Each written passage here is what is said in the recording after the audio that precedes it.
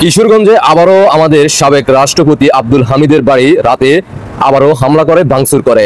সেখানে সেনাবাহিনী আপনারা স্ক্রিনে অলরেডি দেখতে আছেন যেভাবে ভাঙচুর করা হয়েছে। সেখানে বঙ্গবন্ধুর ছবি পড়ে আছে ফ্লোরে, আর বাংলাদেশ সেনাবাহিনী সেখানে পরিদর্শন করে। বাংলাদেশ সেনাবাহিনী দৃষ্টি আকর্ষণ করে বলতে চায়, আপনারা এই 5 আগস্টে রাজাকার বংশের সন্তানদের কাছে যখন দেশের ভাবমূর্তি নষ্ট করে আমেরিকার ডলারের কাছে বিক্রি হয়ে আপনারা তাদের সাথে ঐক্য হয়ে গেছেন, তাদেরকে আপনারা কানে তুলে তাদেরকে সম্মান জানাইছেন, ওই দিনে বলছি আপনাদের মেরুদণ্ড ভেঙে গেছে। আপনাদের একজন রাষ্ট্রপতি আব্দুল হামিদ কেমন সেটা বাংলার মানুষ জানে। শান্ত একজন মানুষ, তার পিছনে কোনো ধরনের ব্যাকগ্রাউন্ড নাই যে যিনি কারো বাড়িঘর লুটপাট, চাঁদাবাজি, টেন্ডারবাজি থেকে জড়িত ছিল। তিনি ক্ষমতা থাকার সময় কারো উপরে জুলুম করছে এই ধরনের কোনো নজির কেউ এই পর্যন্ত প্রমাণ করতে পারে নাই।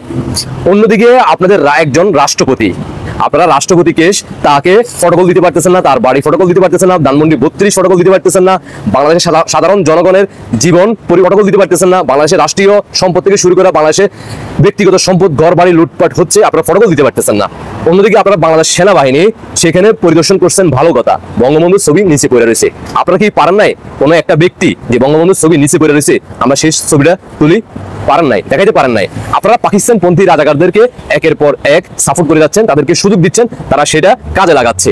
আপনাদের দৃষ্টি আকর্ষণ করে বলতে চাই, এই বাংলাদেশকে আপনাদেরকে একের পর এক 5 আগস্টের পর থেকে রাজাকার বংশের সন্তানরা আপনাদেরকে বিভিন্ন ভাষায় আপনাদেরকে ছোট করছে। আপনারা এই পর্যন্ত একটা লোককেও ইনকলাব জিন্দাবাদ করতে পারেন নাই। আপনারা আসলে কি আজও কি সেনাবাহিনী দায়িত্বে আছেন নাকি জাস্ট একটা পোশাক পরিধান করে আছেন? প্রতিবেদনটা একটু দেখুন।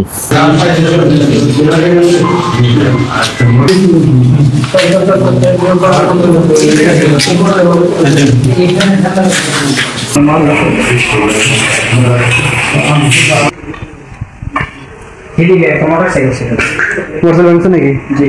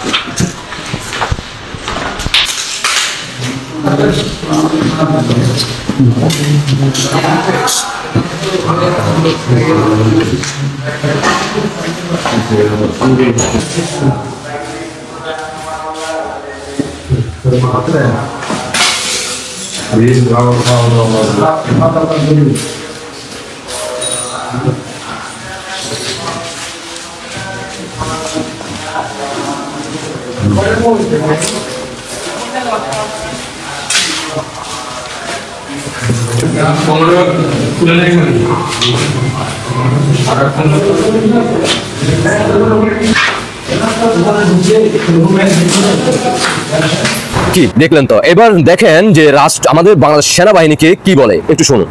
সেখানে তারা আবার আমাদেরকে বলে যে জানমালের নিরাপত্তা আগে, সেনাবাহিনী যেন ভুলে না যায় তাদেরকে মাল দিচ্ছে। আমরা সাধারণ ছাত্র জনতা অথবা সাধারণ যে এই দেশের নাগরিকরা ট্যাক্সের টাকা দিয়ে এই বাহিনীকে আমরা পালতেছি।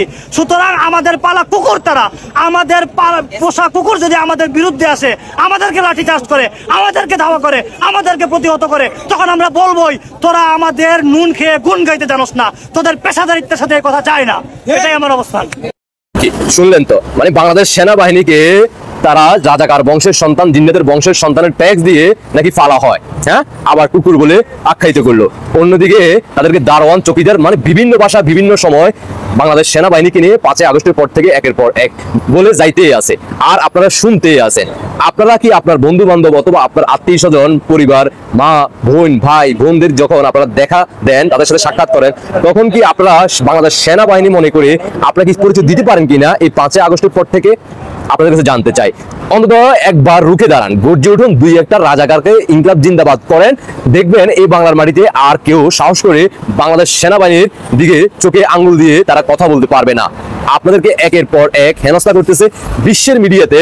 বাংলাদেশ সেনাবাহিনীকে নিয়ে এখন যে ধরনের আলোচনা হচ্ছে, সমালোচনা হচ্ছে, আপনারা কি এগুলো দেখেন না? বাংলাদেশ সেনাবাহিনীর সম্মানটা কোন জায়গায় গেছে? আপনারা কি ভবিষ্যতে শান্তি মিশনে শান্তিরক্ষা বাহিনী হিসেবে যাইতে পারবেন? বিশ্বের প্রত্যেক জায়গায় আপনারা বিগত দিনে শান্তিরক্ষা বাহিনী হিসেবে বিশ্বের অন্য দেশে শান্তি ফিরে দিতে পারলেও বাংলাদেশের ভূখণ্ড, আপনার দেশের মাটিকে আপনারা শান্তি ফিরে দিতে পারতেছেন না। আজকে 1.5 বছর হয়ে গেল। এখন পর্যন্ত আপনারা পারেন নাই, কারণ আপনারা আমেরিকার ডলার কাছে এতটাই বিক্রি হয়ে গেছেন যে আপনারা একজন সদস্য কি তাদেরকে একটা ব্রাশ ফায়ার করতে পারতেছেন না, আপনারা ভয় পাচ্ছেন। আপনি ব্রাশ ফায়ার করে দেখেন না, বাংলার জনগণ আপনাদের পাশে থাকবে। একটা করে দেখেন, একজন ব্যক্তি রুখে দাঁড়ান, একটা লোককে ব্রাশ ফায়ার করেন, দেখবেন সাধারণ জনগণ, বাংলার জনগণ আপনাদের পাশে আছে। তাদের সংখ্যা মাত্র গুটি কয়েকজন। আশা করি বুঝতে পারছেন। দেশবাসীকে দেখার সুযোগ করে দিবেন। আপনাদের ব্যক্তিগত মতামত অবশ্যই কমেন্টে জানিয়ে যাবেন। আল্লাহ হাফেজ।